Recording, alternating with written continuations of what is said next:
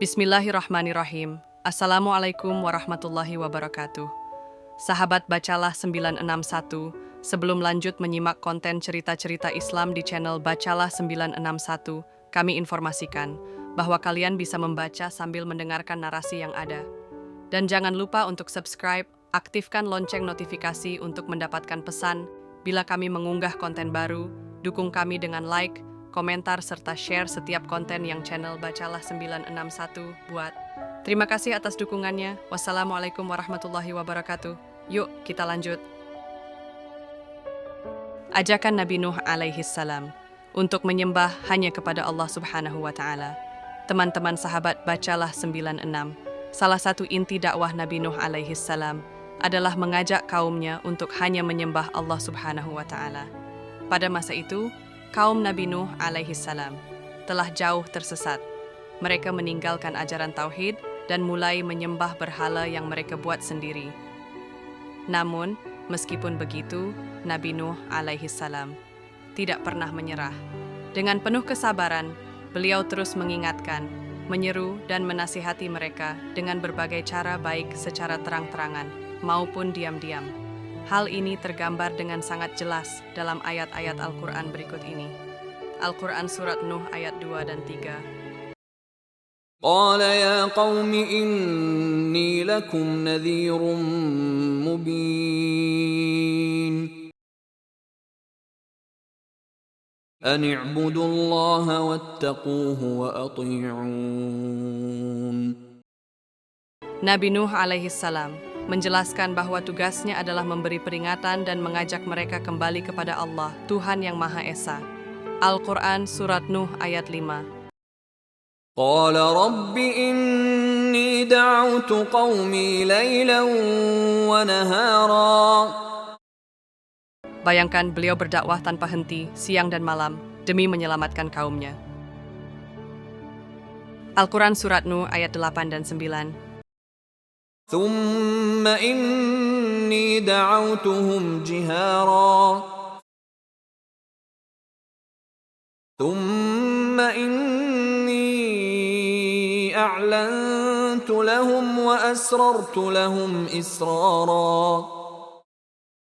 Nabi Nuh alaihi salam mencoba berbagai pendekatan, baik secara terbuka maupun pribadi, agar pesan Allah bisa sampai ke hati mereka. Al-Quran Surat Nuh ayat 10. فقلت استغفروا ربكم إنه كان غفارا. Seruan beliau bukan hanya ajakan untuk menyembah, tapi juga penuh harapan dan kasih sayang, agar mereka bertaubat dan mendapatkan ampunan. Al-Quran Surat Hud ayat 28.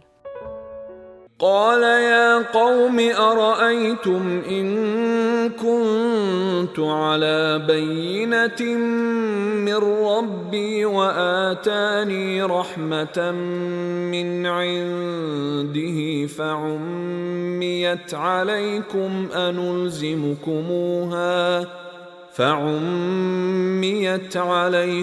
أنلزمكموها وأنتم لها كارهون. Nabi Nuh menunjukkan bahwa hidayah adalah urusan Allah, dan dia hanya bertugas menyampaikan dengan lemah lembut. Al-Quran Surat Al-A'raf ayat 61-63. قال يا قوم ليس بي ضلالة ولكني رسول من رب العالمين أبلغكم رسالات ربي وأنصح لكم وأعلم من الله ما لا تعلمون أَوَعَجِبْتُمْ أَنْ جَاءَكُمْ ذِكْرٌ مِّنْ رَبِّكُمْ عَلَى رَجُلٍ مِّنْكُمْ لِيُنْذِرَكُمْ وَلِتَتَّقُوا وَلَعَلَّكُمْ تُرْحَمُونَ. Di sini kita melihat bahwa Nabi Nuh alaihi salam menjawab tuduhan kaumnya dengan tenang dan penuh hikmah, sembari mengingatkan mereka bahwa peringatan itu datang demi keselamatan mereka sendiri. Al-Quran Surat Asy-Syu'ara ayat 110 dan 115. فاتقوا الله وأطيعون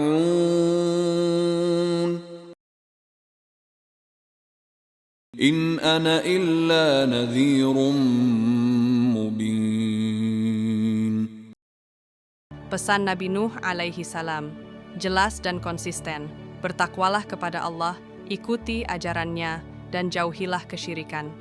Dari ayat-ayat ini, kita bisa belajar bahwa dakwah harus dijalankan dengan kesabaran, keteguhan, dan kelembutan, sebagaimana dicontohkan oleh Nabi Nuh alaihi salam.